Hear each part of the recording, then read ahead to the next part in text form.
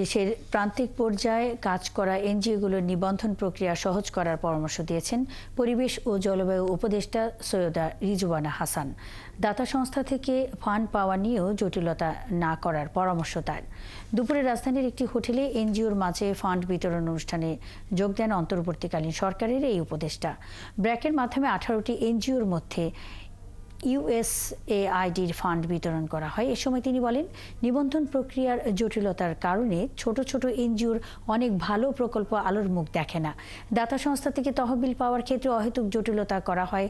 দেশের পরিবর্তিত পরিস্থিতিতে এনজিওগুলোর এসব সমস্যার সমাধানে কার্যকর উদ্যোগ নিতে এনজিও বিষয়ক ব্যুরোকে পরামর্শ দেন সৈয়দা রিজওয়ানা হাসান।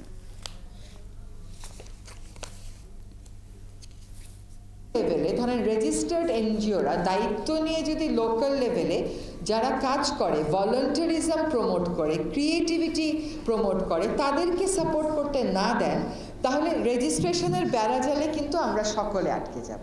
এই রেজিস্ট্রেশন করা এক ঝামেলা, রেজিস্ট্রেশন রিনিউ করা একটা ঝামেলা। তো সরকার সব কিছু ইনকাম ট্যাক্স পেমেন্টও এবার অনলাইনে করে দিচ্ছে মানুষের জীবনটাকে সহজ করতে।